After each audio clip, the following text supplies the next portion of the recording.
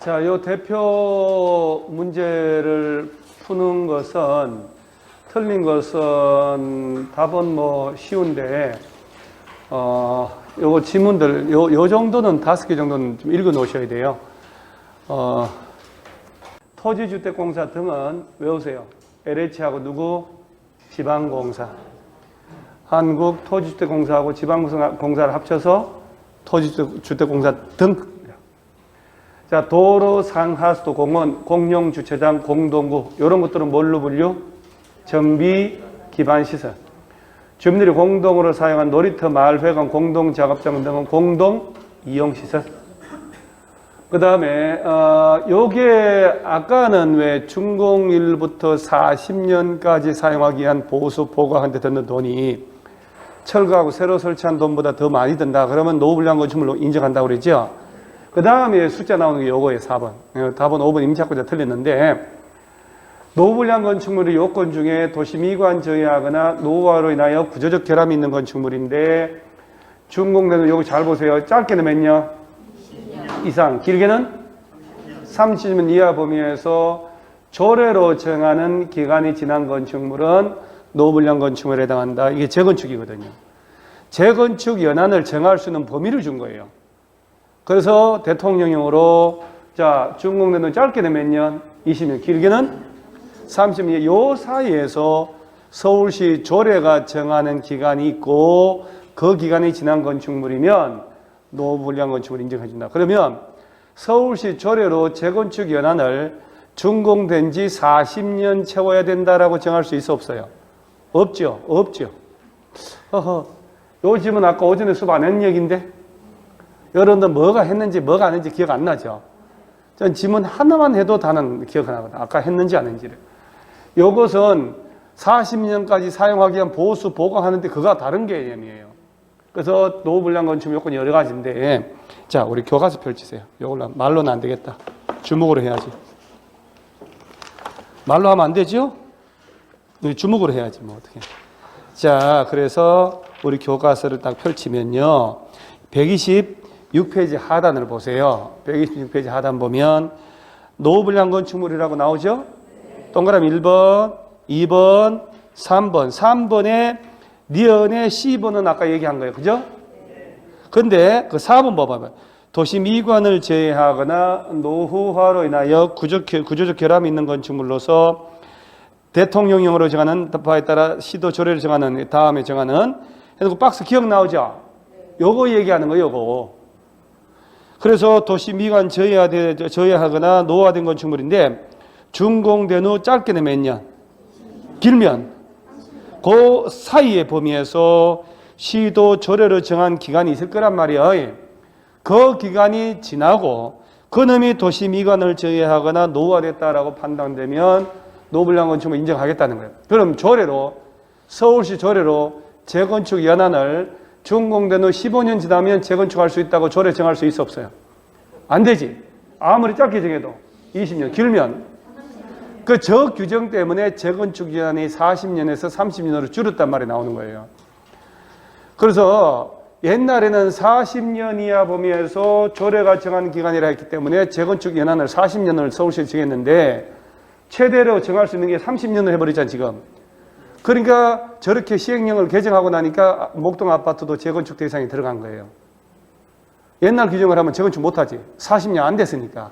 근데 지금 30년 넘었잖아요. 31년이면 86년도부터 지어지기 시작했으니까 30몇 년 됐단 말이에요. 그래서 우리 대통령령으로는 준공되고 20년 이상 30년 이하 범위를 주고 그 안에서 조례, 시도 조례가 정한 기간이 있다 이 말이요. 그 기간이 지난 건축물이어야 노후불량 건축물로 재건축할 수 있도록 해주는 거예요. 그러니까 조례로 준공된 지 35년 지나야 재건축할 수 있다라고 정할 수 있다, 없다? 없다 이 말이에요. 아무리 길어도 몇 년? 30년. 짧아도 요 사이에서 조례가 정한 기간 지나면 된다. 자, 그 다음 5번에 토지 등 소유자라는 것은 아까 주거환경 재개발하고 재건축 달랐죠? 주거환경하고 재개발 두 놈은 정비구역 안에 소재한 토지 건축물 소유자 또는 그 지상권자, 임차권자, 지상권자. 재건축은 지상권자 들어가나요? 안 들어가죠.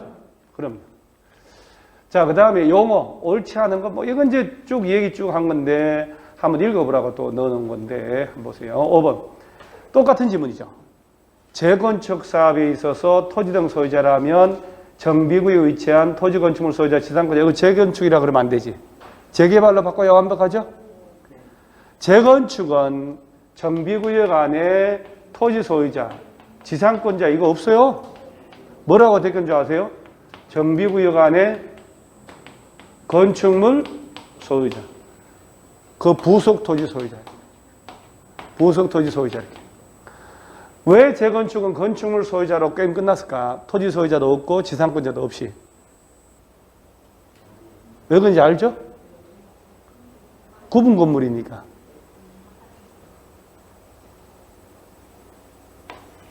여러분요, 건설회사가 이것은 비장에 애끼던 거거든요. 애껴서 오전 안 쓰고 오후에 또 밥 먹고 온 사람들을 위해서 뭐 또 다른 안 먹었던 걸 또 줘야 될 거 아니에요.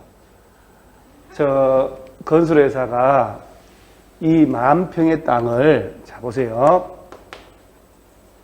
10,000평의 땅을 매입을 하고 소유권 취득하고 아파트 지어 분양해. 같은 평 아파트, 자 1,000세대. 1,000세대를 분양했다. 그래 아파트 분양받은 사람은 건설회사가 이 땅을 사서 아파트 지어 분양했죠. 그래 아파트 분양받은 사람은 땅에 대한 소유권자여 아니야? 이지? 대지 지분이 10평. 그죠? 대지권의 목적인 땅이 지분이 10평이라는 얘기야. 그럼 10,000평의 땅에 1,000세대 지었으니까 세대별로 10평만큼의 땅 관련된 세금 내면 돼요. 공유로 대지 지분 가지고 있잖아요. 그럼 봐봐요. 이런 경우 아파트 가진 사람은 땅의 소유자 여 아니요? 여? 그 재건축은 토지 소유자 또는 건축물 소유자 할 필요가 없다니까? 건축물 소유자? 끝! 그러면 이 땅을 소유권 취득 안 하고 이 땅에 지상권 설정해서 아파트 지어서 분양할 수도 있어 없어요? 이론적으로는 가능하지. 지상권이 뭐요? 응? 자, 이게 이렇게 써주는 것은 유혹하는 거예요. 왜? 땅 위를 이용하는 거예요? 사용, 수익, 무엇도 아는 단어 다 갖다 붙여놓고 대충 막 이렇게.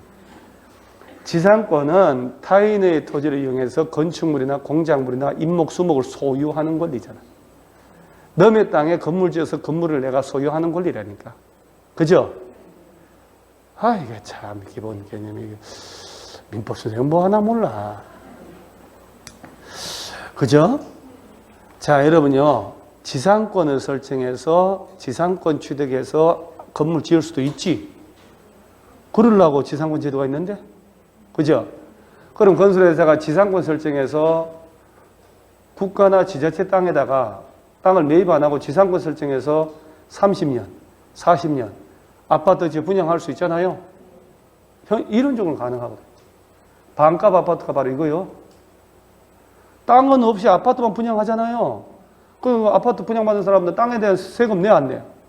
안 내지. 땅의 소유자 아닌데. 이때 대지권은 지상권이지. 그죠? 지상권, 대지권 얼마분의 얼마 이렇게 가져요. 따라서 대지권의 목적인 토지는 소유권이 하나지 않는다. 이렇게. 그 말의 의미들을 알고 지문을 체크해야 되는데 갈 길이 머네. 지상권 설정해가지고 내가 거기다 건물 지을 수 있어 없어요? 아, 그 지상권 배웠잖아요. 지상권은 그러면 건물 너의 땅에다가 너의 땅 빌려가지고 40년 동안 그 땅에 건물 지어서 내 걸로 만드는 거 아니야? 등기부는 보세요. 토지 등기부는 따로, 건물 등기 따로 있잖아요. 지상권 그러면 등기해야 돼요? 이건 안 해도 돼요? 등기해야 돼요? 왜요? 건물 짓는 거니까? 그래, 건물 등기는 해야지. 건물 준공했으면 건물 등기부는 개설해야지. 토지의 지상권 설정 등기 해냐고. 해야 돼요? 안 해도 돼요? 왜요? 해야 되니까. 토지에 관한 물건이니까 등기해야죠. 부동산에 관한 법률에 관한 물건의 덕실 변경이잖아요. 지상권의 덕이잖아, 덕. 그럼 등기해야지. 물건. 이게 물러들어서 쭉 펼쳐져 있는 아직도 달락 이렇게 외워요. 돌아가지를 않아. 그런데 땅 위에 건물이 있었죠. 건물. 내 땅 위에 내가 건물 지었다니까? 둘 다 내 걸로 등기됐겠지. 그럼 이 상태에서 건물만 담보 설정하고 돈 빌릴 수 있어 없어요? 있지. 안 갚으면 건물은 경매로 날아가겠지. 그러면 이제 건물만 취득한 사람은 땅에 대한 지상권 인정해야 안 해? 해야지. 이게 법정 지상권이잖아. 그죠? 그것은 등기해야 돼, 안 해도 돼요? 안 해도 되지. 왜? 법정 지상권이니까. 법에서 인정하고 있잖아요. 그죠? 허허.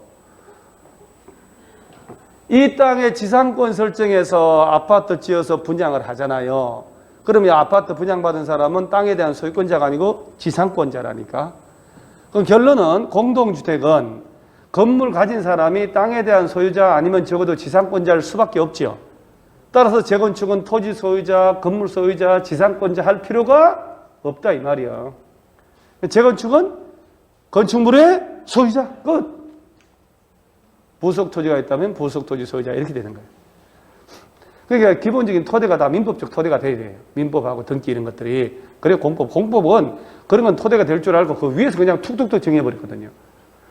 그래서 기본적으로 이 5번 지문은 재건축이 아니고 재개발이어야 합니다. 오케이?